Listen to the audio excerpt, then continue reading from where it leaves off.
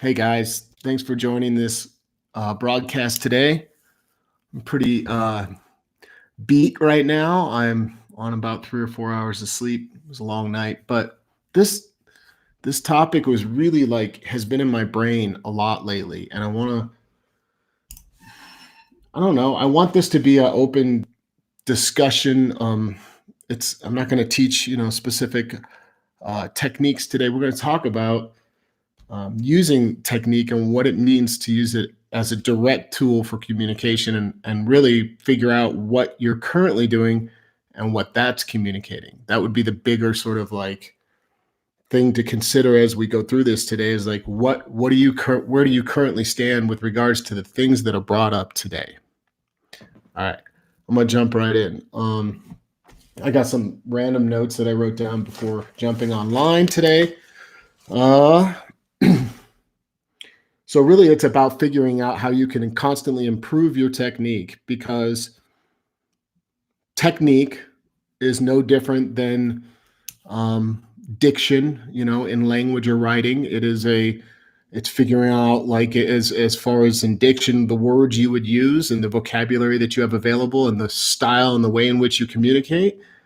It's just like your ability to use technique in that manner with music. And I don't think people realize the full power, I guess is the word, of what you can do with just a little bit of really solid technique.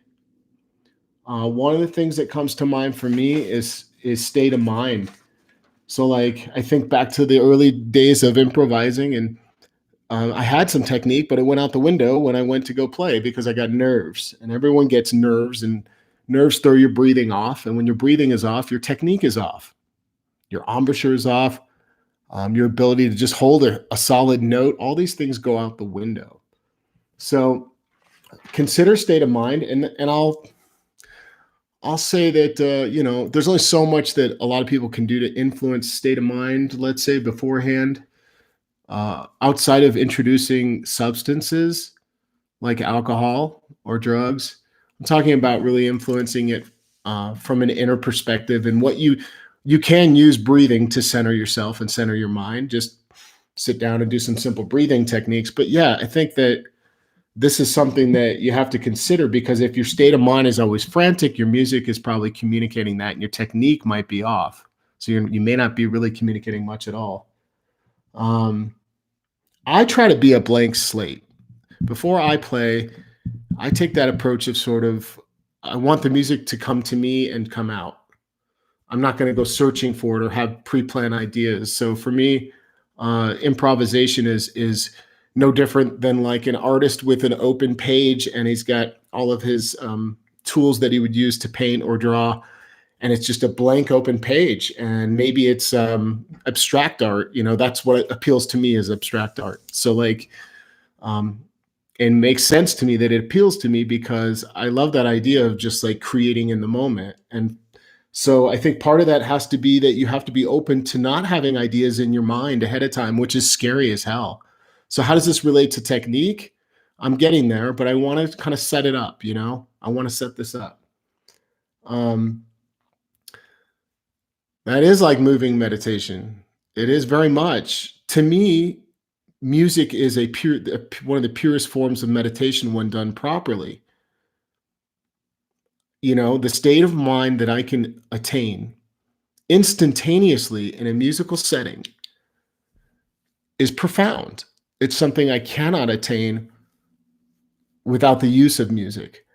And I've often wondered, how can I teach that ability to channel, this state of mind? And again, I'm going to bring it into the technique. The technique part of this is fascinating to me. But I think that step one is trusting that if you've been practicing and putting in time, that this stuff will come out on stage, that you can just go almost anywhere and trust your instincts and let it sort of move you around.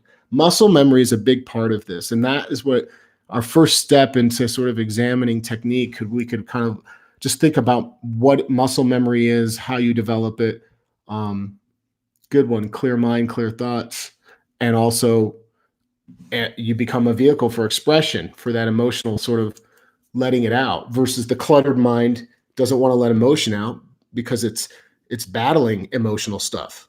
If you're at ease and at peace, it can just come out.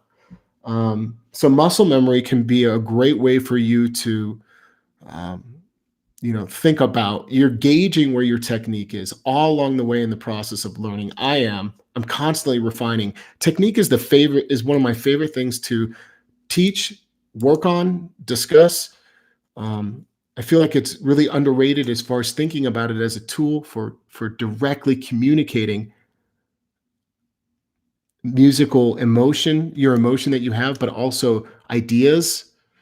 So we're going to get into some of this. Muscle memory would be a good gauge. So how do you develop it? And what is it? It's just your ability to retain the necessary functions of the body, right? The techniques themselves, so that you can recreate a technique the same way each time in its purest form, the best to your ability. I'm a big believer that consistency is a gauge. If you can't consistently do it, then there's no way to um, you're not going to trust your instincts because you won't know that you can always go there. Make sense? Yeah, repetition is how we get there. We develop muscle memory through repetition, but you have to be careful because a lot of people are developing improper technique, um, unstable muscle memory that doesn't really serve them. True muscle memory is there is no thought. I pick up the harp and I trust that I'm about to put my tongue down and that I just trust that this feeling of moving is going to take me to a 2-5 draw. And it did. I got this split. I know where it is. I don't have to guess left or right. I know where the tongue needs to go. So the thought process is gone. True muscle memory is just execution. You're just going to it and it lends itself and it always backs you up. So it's a slow process for me. Let's talk about just one example. Developing a vibrato. People are always like, how do you get that vibrato,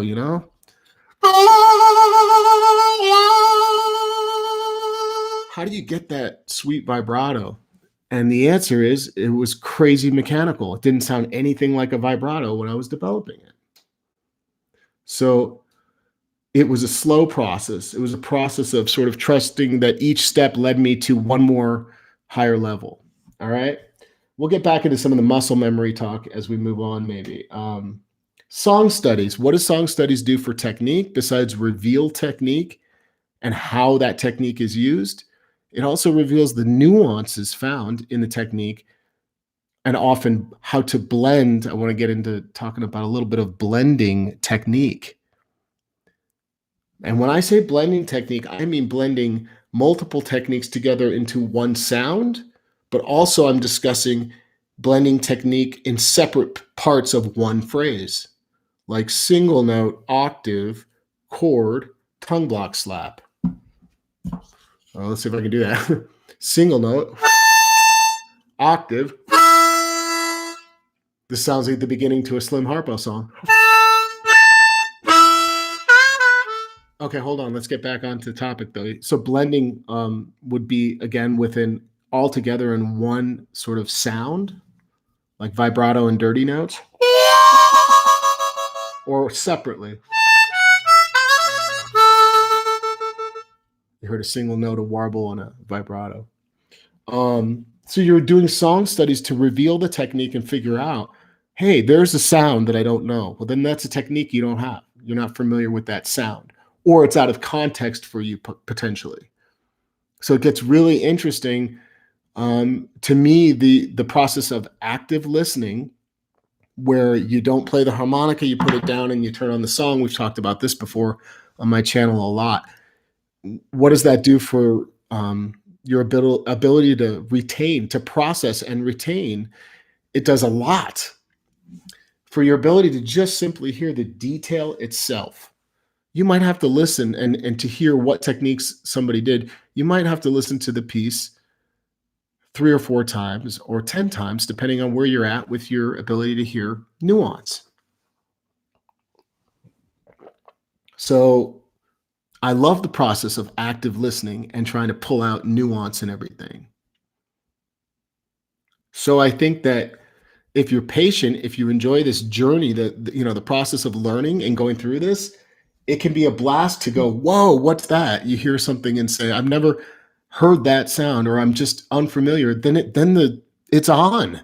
The hunt is on. You're trying to immediately figure out, and that means use every resource you have, the internet, do a private lesson, hang out with your buddy, figure out somebody that can help you figure out what it is that's exciting you that you can't learn. And often it's just a technique. These techniques are powerful. The whole point of this discussion today was like, I think about my playing, and I lean on my technique to express deep emotional feelings, these things that I have inside of me, but also communicate directly as far as storytelling. Okay, maybe I can share some of what I mean by that. You can remind me if I forget. I want to talk about your practice and which should you put first, like technique or emotion. So just think about this for a second. You're practicing. What goes first, technique or emotion? Let's say technique goes first. Just think about it from both directions and then think about it, what happens if you combine it. I'm not even suggesting that I have the answer to this. What I'm suggesting is maybe that it's worth contemplating. If I practice a piece with pure emotion, and I'm just thinking this through with you, let me tell you what pure emotion did for my technique. I think this is super profound. And I read about a story of a student and a teacher where this happened. And I'm sorry, I'm not really paying attention. I see chat moving. So if you're asking anything to me, I want to stay focused on what I want to communicate here. It was fascinating when I read this article about it, because I thought, oh my God, this is what happened to me. And I never shared it with anybody. And then I read about it and it was like, whoa. So I'll tell you my version, what happened to me, my story. In the process of learning technique, like tongue blocking and bending was the biggest. I struggled in the beginning. I had a real big challenge, for example, on the 2 full step bend. And we all know how important that note is and what it communicates. Such a cool note to use in many different contexts, right? Many different scales, etc. And I couldn't get it to come out. And by sheer will and just focused emotional, willing it to happen, I had a moment of this like inward sort of emotional, please come out, almost like a religious experience with the instrument in that moment. And bam, the technique came out. I'm sure people have had this experience. It's instantaneous where you make the leap. And all of a sudden you do something you've never done on your instrument. It was deeper than that. It's a little more detailed, but it was by sheer emotional will that I was able to bring out in time these techniques. It's weird how the emotion attracted what you needed. And I don't know how else to explain it other than I know that's what happened to me. And it was so profound that when I focused more on I'm talking about technique, not learning musical pieces, but I started just focusing on the emotion first. And it always, it made it more efficient for me to draw out the technique that I needed to communicate the thing that I was trying to communicate musically. Often it would happen without even knowing what I was going for. I wasn't trying to tongue block, or I wasn't trying to vibrato. That's a good one. The vibrato, the mechanical all of a sudden went boom and became emotional. It started as I took the path of going as slow as I could and just making this sound even, because I knew that what made a good vibrato was timing, just like a warble. If your timing's off, the warble loses the effect. It's the evenness that gives you the effect. Vibrato, same thing. It's the timing. We can change the timing, but it needs to be even when you hold it. So I stopped trying to go for the end result.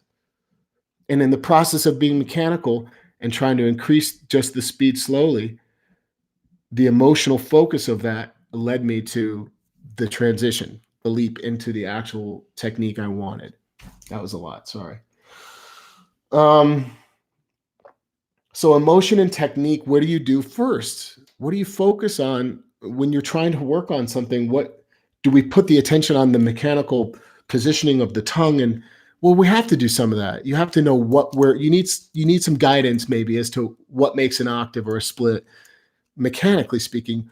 But there's something to say for just being emotionally involved with just experimentation and moving. People are very quick to give up when they're bending and they just say, yeah, it's not this one, this note doesn't go down. How much have you really experimented with paying attention to taking a snapshot inside of your mouth, mentally speaking, and knowing of all the areas you've explored, all the angles and positions, and exactly trying to visualize what part of the hard palate is the tongue hitting, and what part of the tongue and what angle, and you have to have a minute with it. And sometimes it doesn't have to be a whole conversation in your mind. It's just an emotional focus. So that's the way that I got there. By the way, and I'll talk about it at the end today, but I'm basically going to I'm doing my whole online class next month is going to be on harmonica technique, teaching a very specific blues harp technique and giving context to how to develop a musical idea with each technique. Because I don't think we have a great resource. YouTube provides us all the answers, right? There's good teachers, there's information out there. I want to put it all in one class. I want to take just this topic of technique. All right, back to sort of the communication part of it. Pitch. Here's a great example, you guys. It's just like language. If you're learning a foreign language, right? And you don't have the vowel sounds down in Spanish, so you can't say whatever. Quiero que me traigas un vaso de agua, right? If I didn't get the accent right, a Spanish speaker might go, "What you want?" It's the accent that gives you the ability to communicate, right, directly. So I feel like that's real nice. Yeah. So it's like, I guess what I'm trying to say is, yeah, I lost my train of thought by that dude's comment. um, if you're let's talk about the other way from music perspective. If your intonation is off and you're playing a musical run and you miss a note, you're a half step flat or whatever. Did you communicate the musical idea? Nope. It's no different than the foreign language. You're learning a foreign language and you might have put the accent somewhere and literally changed the whole word by depending on where you put the accent on what vowel. That's how important technique is to communicating, because it's the actual expression of the right note when you're bending. So it's super important to just sit there and focus on your technique. Get your technique in order. Take one at a time and go slow.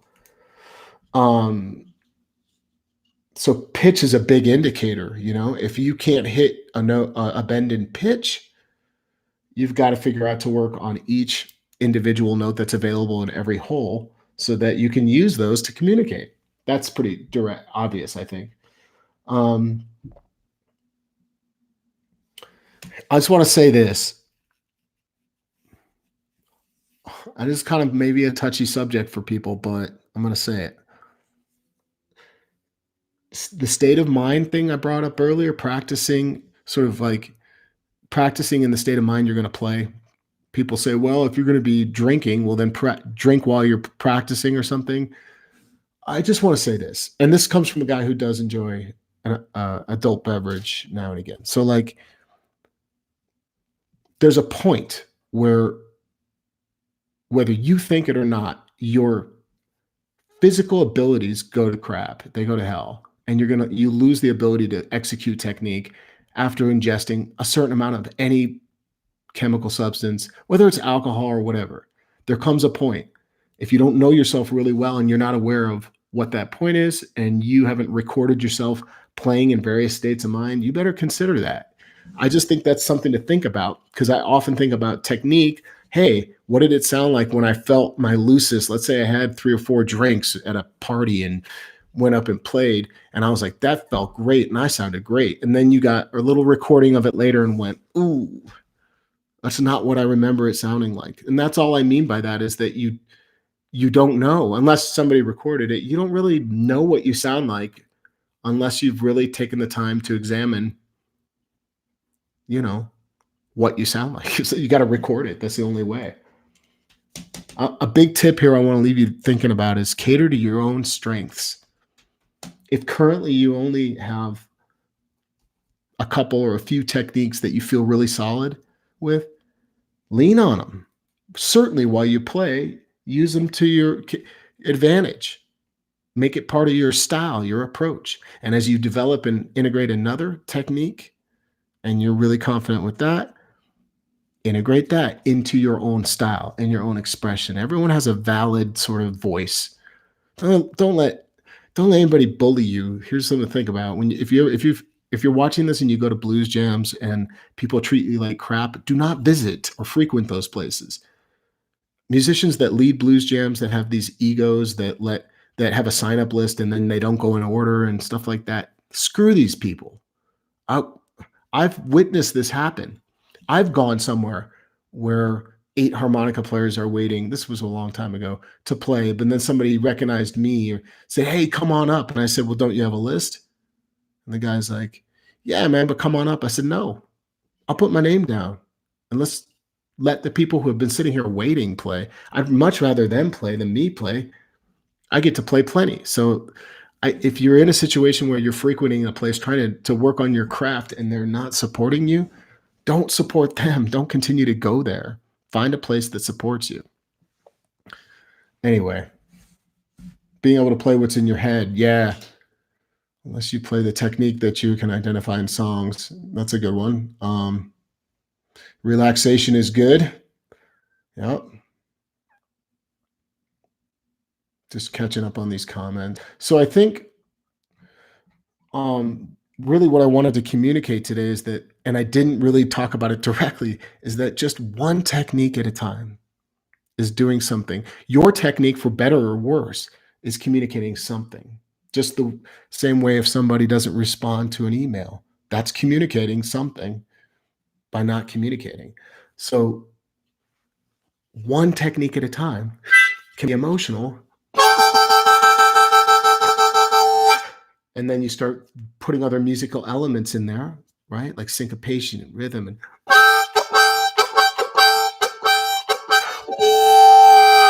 you can even bend some of these splits. You can use one thing at a time to just lean on, hold it, settle, let it say something for you. If you've been working on good technique, it speaks for you. You don't have to then try to use it in some sophisticated way.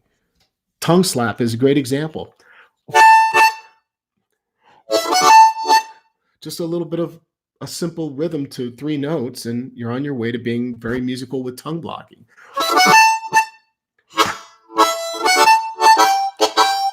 The most profound tongue blocking was the simplest, were the simplest ideas, like Big Walter Horton going,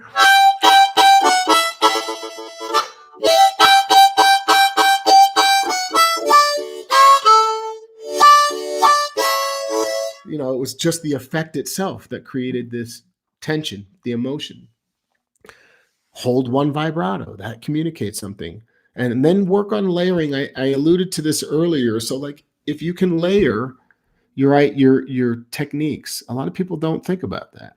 Like warble and bend, dirty notes, 2 notes at once in a vibrato, like I demoed earlier. Considering your dynamic range to influence your techniques, like altering that volume, swelling.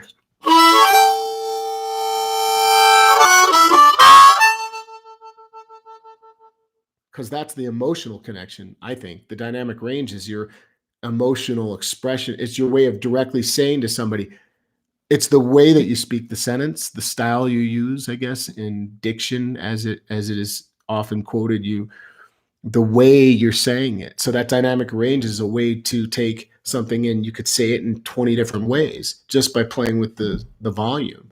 And so you have to experiment a bunch with that as it relates to your each technique.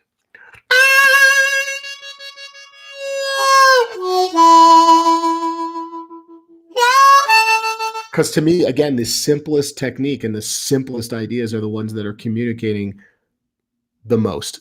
So when I listen to somebody play, if they're doing the simplest thing and they're keeping it really simple and I'm really feeling it, that's the most powerful experience that I have as a listener personally, musically, is when it's like really simple, but like the technique is allowing all of that emotion to come out. So like if you have terrible technique, technique is nothing else. This is the whole gist of the conversation. Technique is nothing else, and everything at the same time when it comes to it being a vehicle for expression, for emotional expression. And if you have really loose technique, it's hard to be super. You can express one way, like anybody but can be really expressive and sloppy, like just a chord or a couple notes, right? But the people that have really tight technique and they pour the emotion into it, those are the people that really pull you in. And so I feel like technique is everything. I feel like it's one of the most underlooked and underdiscussed things as far as a way to be more connected to your music. Let's see here.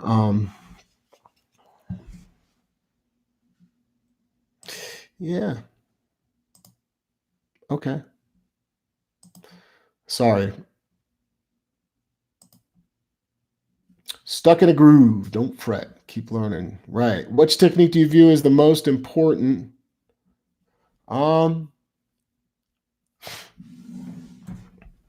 Single notes.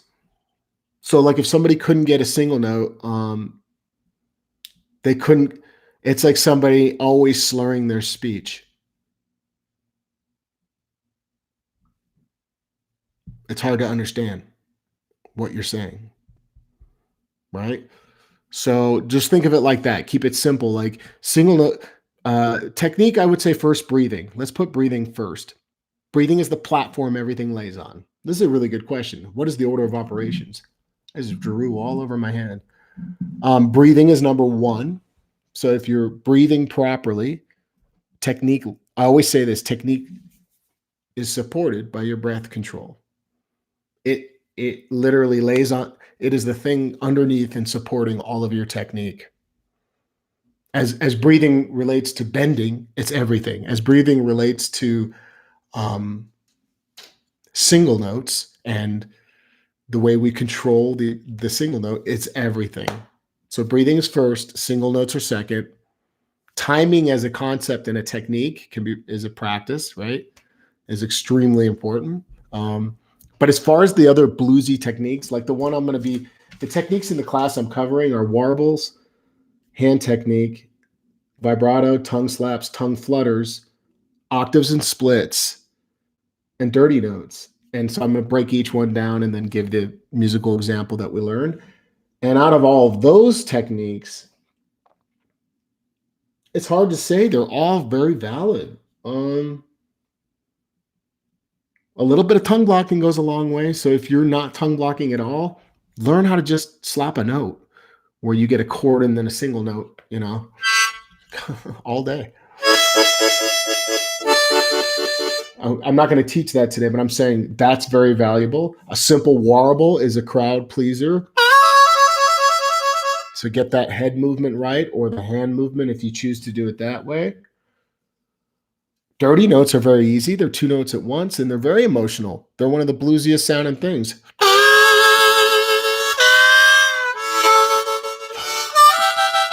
They're very emotional, so get down the technique of just splitting, each hole in half. You're playing 4 and 5, or 3 and 4, or 2 and 3, draw. Yeah.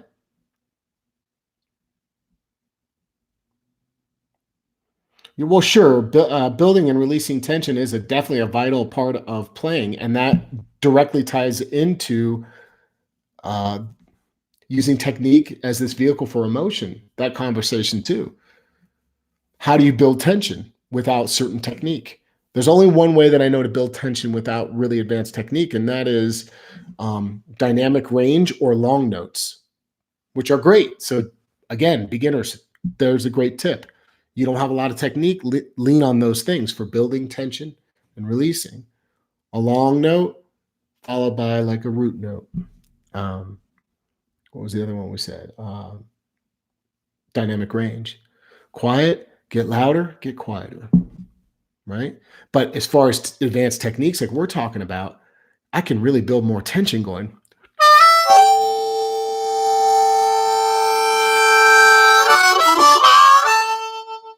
As opposed to going.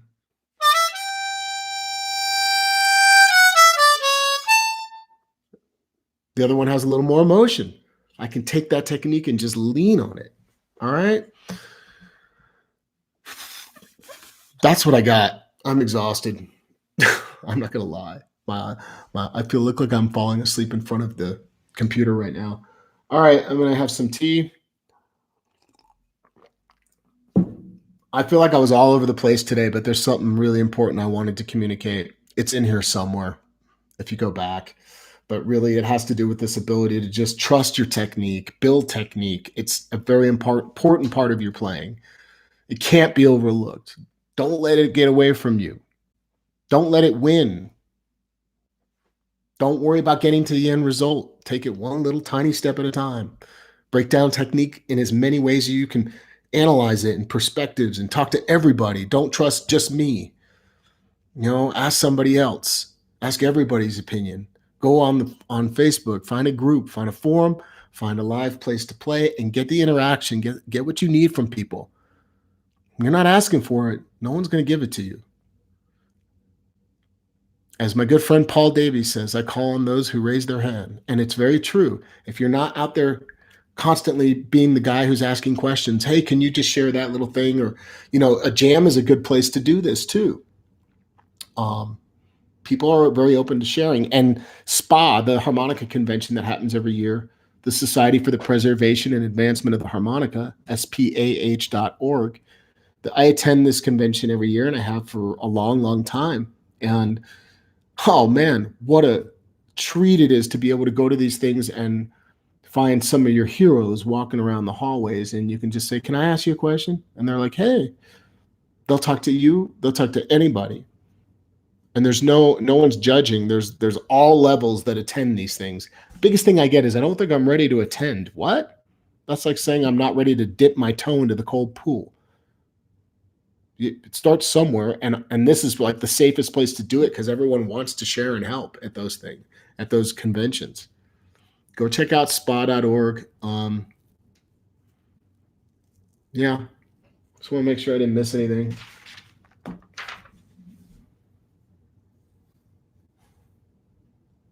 There's a lot. There's a lot of stuff in here. Here's one. Here's something I left out. Last thing. I'm really glad I saw this before I left. What is your sense of your bodily connection to your harmonica? From the contact point, from your lips, the literal contact point on the harmonica, to the vibration that it makes, that you feel in your cheek, to the way you hold your body, to the way your breath is filling up your diaphragm.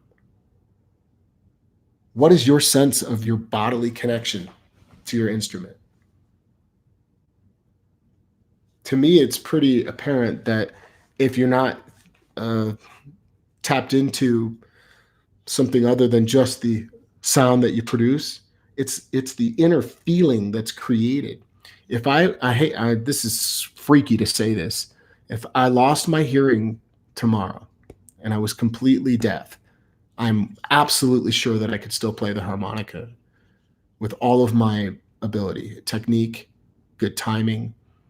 I don't know how it would be to interact on a stage with other musicians, but I could sit here and play. I wouldn't lose any of it. It's vibrations. You feel that.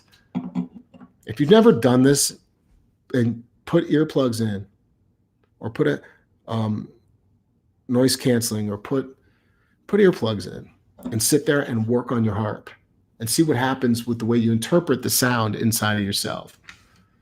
That's what I would do. Sit there and take your time with this. Next California convention, no idea. I don't have any plans as of right now. But it's good to see everybody today. Thanks for hanging out. Wow. CTA. Okay. I guess you're trying to communicate that. I don't know what that means, but that's very interesting.